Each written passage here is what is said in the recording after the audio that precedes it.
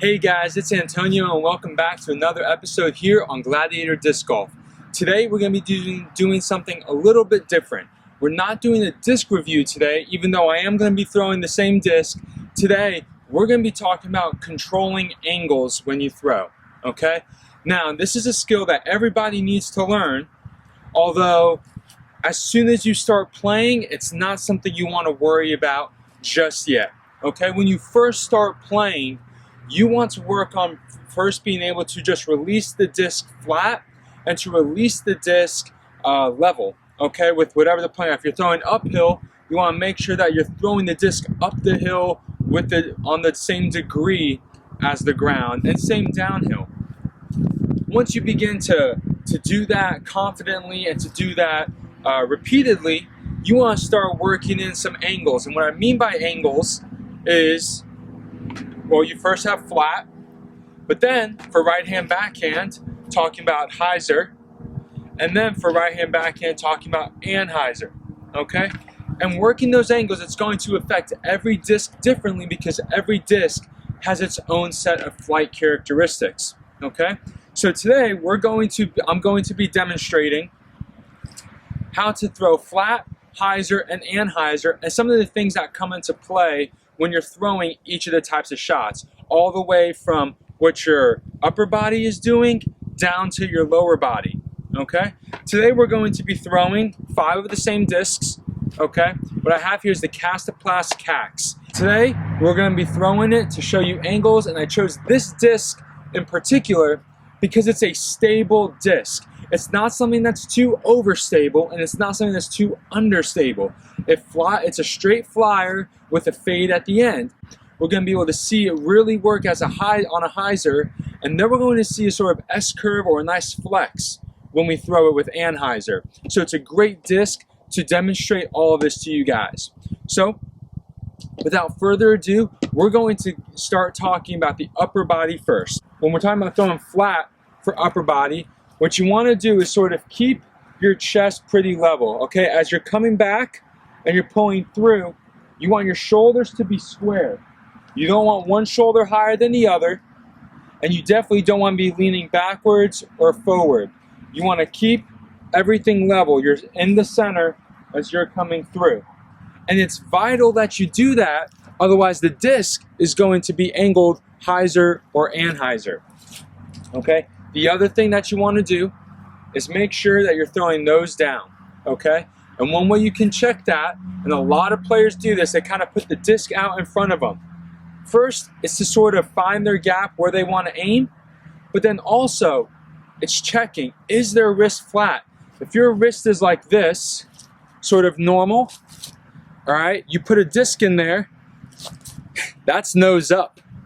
So you got to kind of angle your wrist down to get the disc flat, all right?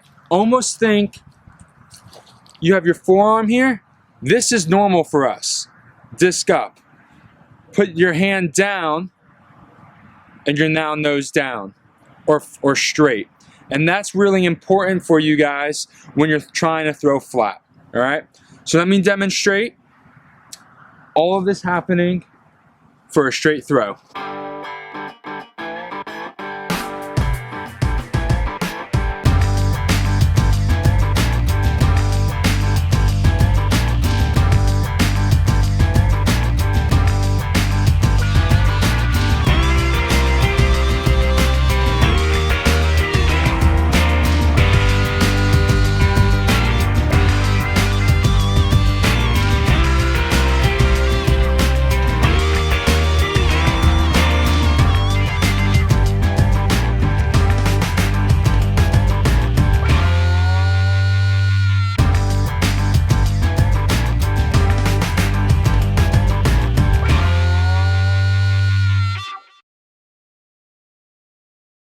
Alright guys, so that's how you throw the Cax on sort of flat angle. Some of those throws were better than others, but for the most part, we saw how it flies straight, it will hold your line, and then it'll have a nice little bit of a fade at the very end. Alrighty guys, up next, we're going to talk about throwing a disc on hyzer. When it comes to throwing on hyzer, it's very important that you keep the disc when you're lining up angled with the backside angled up to your body. Now there's varying degrees of hyzer. This would be flat, this would be hyzer, this would be hyzer, this would be hyzer. Right hand, backhand. The more hyzer you throw it on for right hand, backhand, the quicker it's going to go left. So when you're throwing a understable disc, a really understable disc, and you want it to fly further, you're going to throw it on more hyzer because it'll flip up, and then it's going to turn, and then it'll fade. But something like the cax, you don't want to throw with too much hyzer because it's already slightly overstable. And so in doing so, you're going to lose a lot of distance by going more left. Now, depending on the hole, depending on the situation, that might be the best bet. But for this practice, we're going to throw it on a little bit of hyzer so we can just sort of see how it carries and holds that angle while still getting some great distance. Now, something that's different about the upper body here, when I'm throwing on hyzer, before I was pretty straight. My shoulders were level, I was coming across my chest or my sternum pretty flat. Now I'm going to take the same angle, and what some people will do is they'll just go like this and still throw flat like this. And that's really putting unnecessary stress on your shoulder and elbow. What you want to do is just bend forward a little. Now, if you look, the disc is in hyzer. All right, so let me get back to where I was. So if I'm holding it flat, bend a little bit, and it's on hyzer, coming all the way through, okay? So that's really important when you're throwing hyzer, is that you use your body to adjust the angle of your disc. Still keeping those down, but use your body to adjust. Let's throw and let's see what it looks like.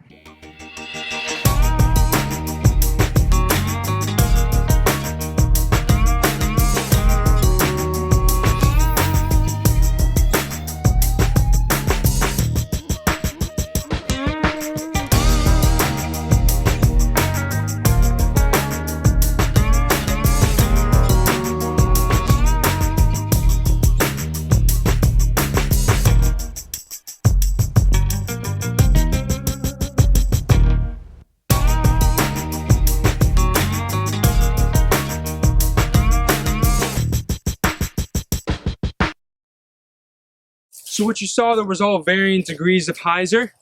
The K1 Glow cax that I threw did a little bit of a hyzer flip. That disc is a little bit more flippy than all my other caxes.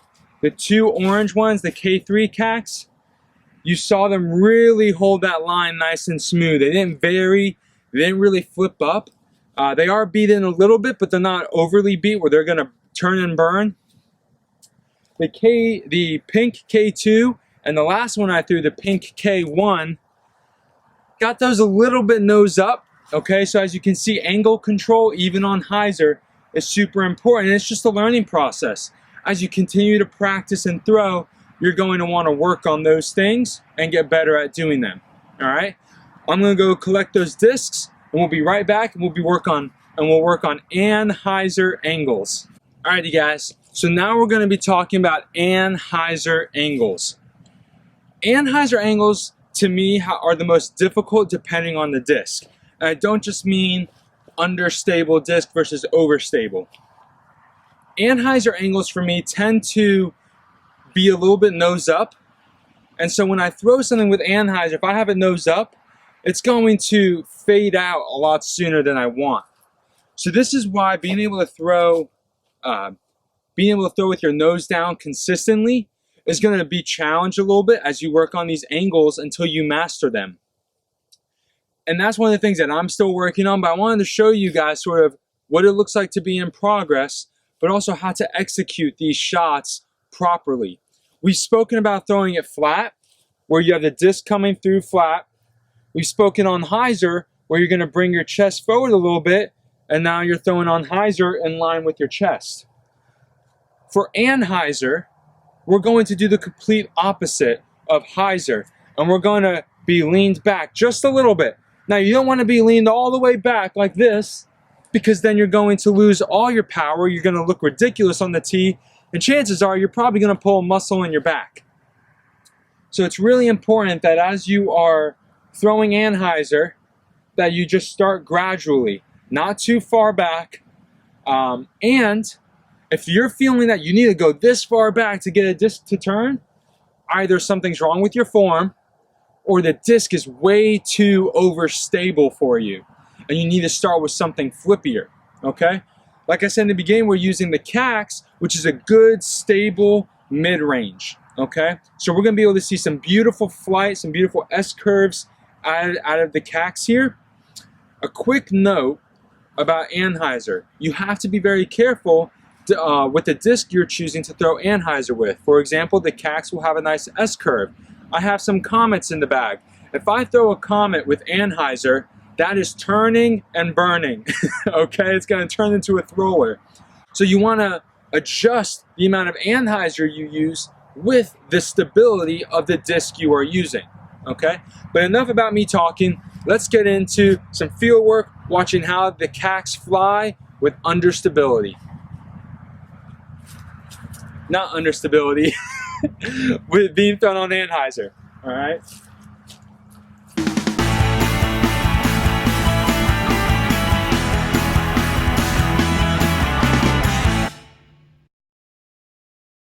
That right there was a perfect example of how I'm still struggling to keep the nose down on my anhyzer throw. So now that I see what I did wrong, I'm gonna make some of the adjustments to keep that down so we can see a much better flight out of it.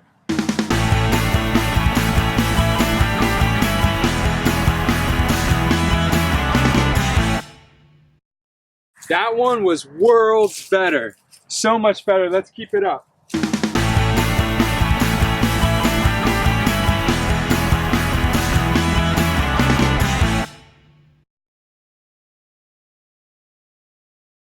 That K2 is ridiculously glidey. I love it.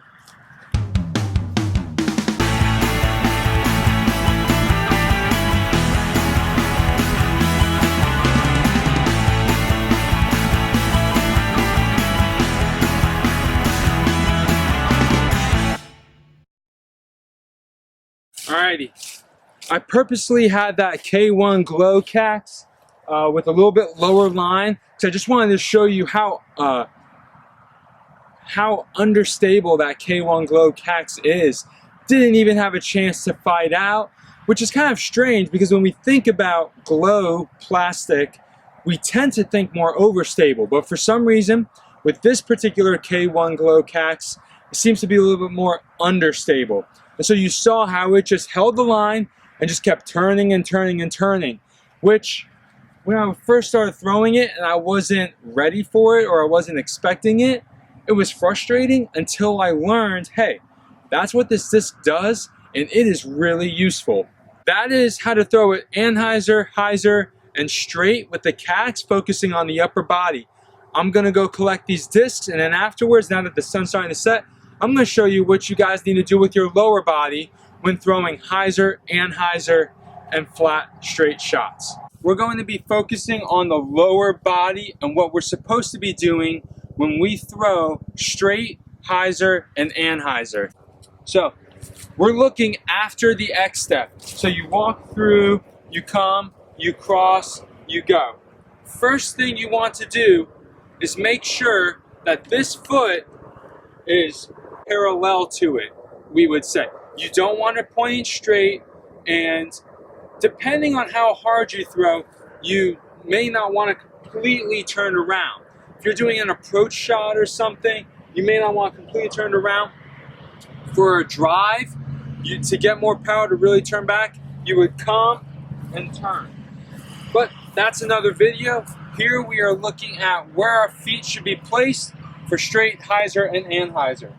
For straight, you want to be stepping out just a little bit. If I'm coming through and pulling this way, all right, I want my foot not too far in front of me, sort of a staggered stance like this as I'm pulling through and coming around. That helps keep the disc in line, and I'm not rounding my shoulders. You want to make sure you're not pulling your shoulders before the disc gets in front of you, and you don't want to have your shoulders and chest in the way to where you can't. And if you're throwing like this, you're going to have your chest in the way. So you want to have a little bit staggered when you're throwing straight.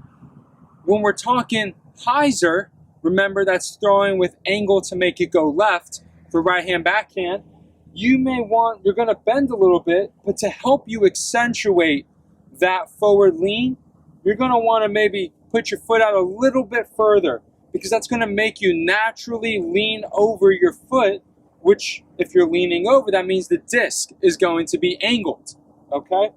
Now, that's for hyzer. Get that nice pull, follow through, coming around like that.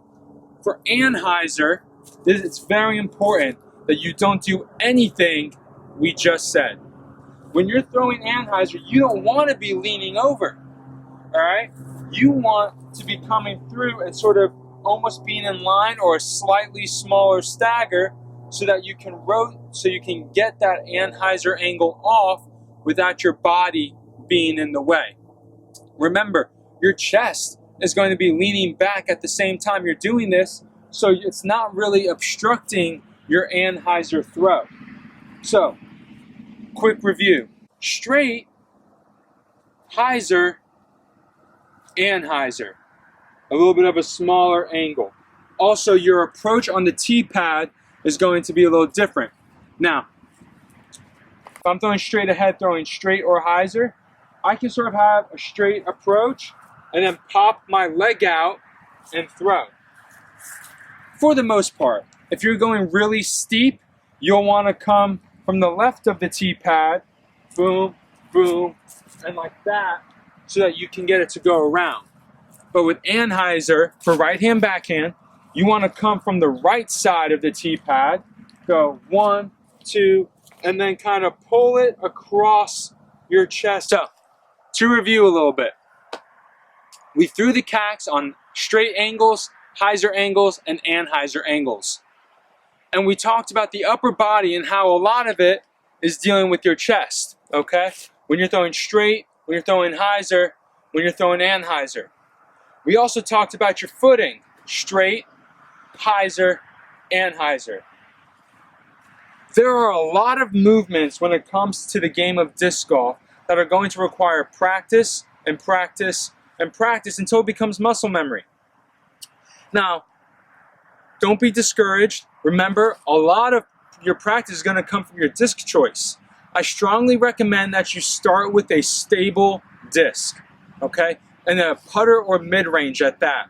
A stable putter or mid-range, because you don't want something too understable so that your anhyzers can have really terrible form and still work out. And you don't want something too overstable, because then you'll feel discouraged that you're not doing anything right. So something like the Cacks, something like the Classic Rock, something like the Mako or Mako 3, along those lines, okay, maybe even the Comet for some beginners who don't quite have the arm speed yet, that would be a great starting disc as well for mid-ranges. For putters, you can go with pretty much any stable putter to really learn how to hit those angles, okay? All right, guys, that's all we have for tonight. I hope that was really helpful for you. I'm going to leave a comment below if anyone wants to see a disc review on the Cacks. If you need some more help, first, you can comment below and I'll help you. Second, you can re-watch this video. And third, I recommend that you look for other sources as well, because I don't know everything there is to know. Just like nobody else really knows everything there is to know. We all bring different information to the table. And one video that has really helped me, and if you follow disc golf, you know who this is, but Simon Lizotte has an excellent video on hitting angles, and he shows some great side-by-side footage. And so if you came across this video and you found it helpful and you want to get another perspective, go check out Simon Lizotte's video. He's got some great content on there, and he's a lot funnier than me. But anyway, that's all I have for tonight, guys. Once again, I hope you found this helpful, and if you did, please subscribe and hit that notification bell so you can be aware the next time a video is posted. Alright guys, that's all for us here on Gladiator Disc Golf. Have a good round.